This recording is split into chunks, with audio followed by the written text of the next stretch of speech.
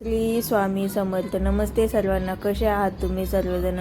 तर पहा, आजचा ब्लॉग शूट करते संध्याकाळी 5 वाजता. तर आज संध्याकाळी 5 वाजता आम्ही चाललो होतो प्रति शिर्डी, म्हणजे शिरगाव इथे. आमच्या इथे शिरगावला प्रति शिर्डी आहे. तर पहा, शिर्डीला काही जाता येत नाही कारण की शिर्डी आमच्यापासून खूप लांब आहे. त्याच्यामुळे आमच्या इथे जवळच एक प्रति शिर्डी आहे. त्याच्यामुळे कधीही टाईम भेटला की आम्ही तिथे साईबाबांचं दर्शन घेण्यासाठी जातो. तर आज होता रविवार आणि त्यांनाही सुट्टी होती. तर म्हटलं आज छान साईबाबांचं दर्शन करण्यासाठी प्रति शिर्डीला शिरगाव येथे जावं.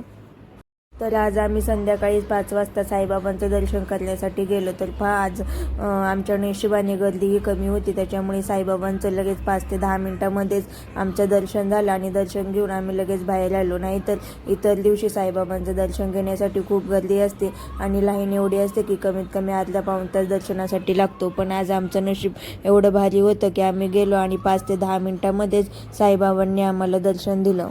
बाबांचं दर्शन वगैरे घेतलं आणि जरा बाहेर आलो आणि थोड्या वेळ तिथे 5-10 मिनटं बसलो आणि मुलांनी जरा 1-2 फोटो वगैरे काढले आणि नंतर म्हटलं बाहेर यावा. बाहेर आलो तर प्रसाद वगैरे घेतला.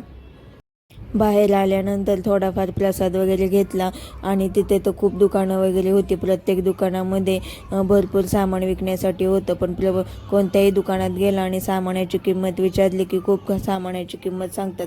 कारण की कोणत्याही देवदर्शनाच्या ठिकाणी प्रत्येक वस्तूची किंमत एवढी असते की आपण घ्यायला गेलं की ते आपल्याला घेता येत नाही. कारण की भरमसाठ किमतीमध्ये त्या वस्तू विकत असतात. त्याच्यामुळे बाहेर बाजारात गेलं की त्या कमी किमतीत भेटतात आणि तिथे एवढ्या किमतीत एवढ्या जास्त किमतीत असतात की घेऊशी वाटत नाही. त्याच्यामुळे आमचा पिल्लू नादवला होता की मला बॉल घे, बॅट घे, पण त्याला काही घेतलं नाही. त्याला म्हटलं आपण बाहेर जाऊन बाहेरच्या दुकानातून घेऊ, कारण की तिथे एवढं महाग सांगत होते की कोणतंही सामान घ्यायची सुद्धा इच्छा नव्हती. तर आज पार्किंगलाही एवढी गर्दी नव्हती. गाड्या थोड्याफारच होत्या. जास्त काही भाविक वगैरे दिसत नव्हते. त्याच्यामुळे आमचं दर्शन वगैरे लवकर झालं. पण जरा मी लवकरच गेले होते त्याच्यामुळेही कदाचित असेल. नंतर संध्याकाळी 6 नंतर खूप गर्दी होते तिथे. साईबाबांचं दर्शन घेतलं आणि नंतर घरी जाण्यासाठी निघालो. तर घरी जाताना मुलं म्हटले की ज्युडिओच्या मॉलमध्ये जायचं आहे. तर पहा, म्हटलं चला ज्युडिओच्या मॉलमध्ये काही शॉपिंगही करू आणि थोडंफार हिंडणं फिरणंही होईल. ज्युडिओमध्ये गेलो तर शॉपिंग तर काही जास्त केली नाही, पण टाईमपासच भरपूर केला. कारण की मुलांनी हे घेऊ का ते घेऊ असं केलं आणि नंतर मग फक्त दीदीने एक टी शर्ट आणि आमच्या पिल्लूला एक टी शर्ट वगैरे घेतला.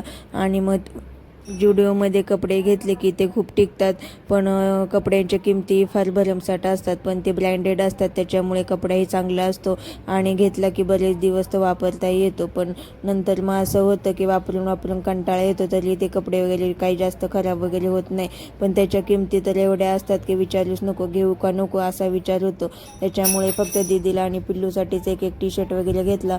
आम्ही काही बाकीची शॉपिंग वगैरे केली नाही.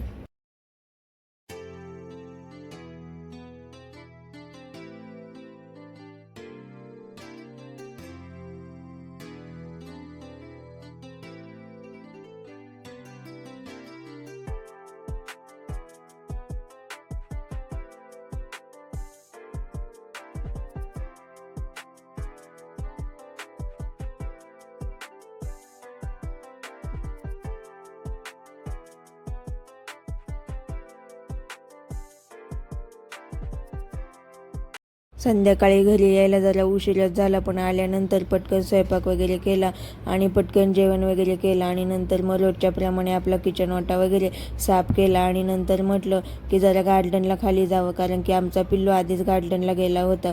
कारण की आज दुपारी काही त्याला खेळायला भेटलं नव्हतं. कारण की आम्ही 5 वाजताच शिर्डीला गेलो होतो, त्याच्यामुळे त्याचं खेळणं राहिलं होतं. तर म्हटलं की मग जेवण झाल्यानंतर मम्मी मला गार्डनला जायचं आहे. तर त्याच्या पप्पासोबत तो गार्डनमध्ये गेल्यानंतर मग माझं सर्व काम उरकल्यानंतर मीही म्हटलं थोडा वेळ गार्डनमध्ये जावं, जरा थंड हवा वगैरे लागते. कारण की घरात एवढं गरम होतं की जरा बाहेर गेलं की जरा बरं वाटतं. तर गार्डनमध्ये गेले तर आमचं पिल्लूचं खेळणं चालूच होतं. पिल्लू तर प्रत्येक खेळण्यावरती खेळतच होता आणि घरी चल म्हटलं तरी येत नव्हता. तर म्हटलं आपणही जरा 1-2 खेळण्यांवरती थोडं एक्सरसाइज वगैरे करावी. कारण की भरपूर जेवण वगैरे केलं होतं. तर म्हटलं जरा आपलं जेवण केलेलं जिरवावं. तर पाहतो तर एक्सरसाइज करतच होता, पण म्हटलं आपणही जरा एखाद्या याच्यावरती खेळण्यावरती बसून थोडीशी एक्सरसाइज वगैरे करावी, म्हणजे जरा बरं वाटेल. आत्ता मुलांना सुट्ट्या आहेत तर जरा उशिरा उठणं होते आणि कामही जरा उशिरा होते. त्याच्यामुळं काम केलं की लगेच दुपारीसुद्धा थोडंफार पडणं वगैरे होते. त्यामुळे व्यायाम हा कसला होतच नाही. मुलांची शाळा चालू झाली की लवकर उठणं होते आणि नंतर सकाळच्या थोड्याफार फेऱ्या मारण्याही होते. पण आता सुट्टीमुळे अजिबातच कसलाच व्यायाम वगैरे होत नाही. त्यामुळे पिल्लूच्या नादाने संध्याकाळी जरा गार्डनमध्ये गेलं की त्याच्याबरोबर थोडंसं एक्सरसाइज वगैरे होती की जरा बरं वाटतंय.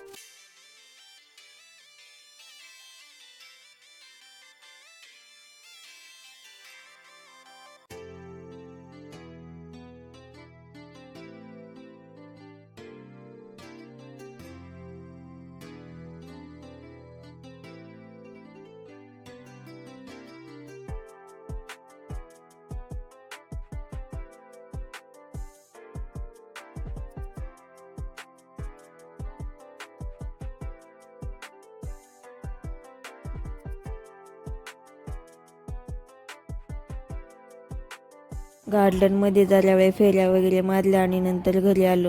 तर घरी आल्यानंतर खेळून आमच्या पिल्लूला पुन्हा भूक वगैरे लागली. तर त्याला म्हटलं भाजी चपाती आहे खात, पण त्याला ॲपल वगैरे खायचं होतं. तर त्याने ॲपल वगैरे खाल्लं. तर हा होता माझा आजचा डेली ब्लॉग. जर तुम्हाला माझा डेली ब्लॉग आवडत असेल तर चॅनेलला नक्की सबस्क्राईब करा आणि व्हिडिओला लाईक आणि कमेंट करायला विसरू नका. पुन्हा भेटूया उद्याच्या नवीन ब्लॉगमध्ये.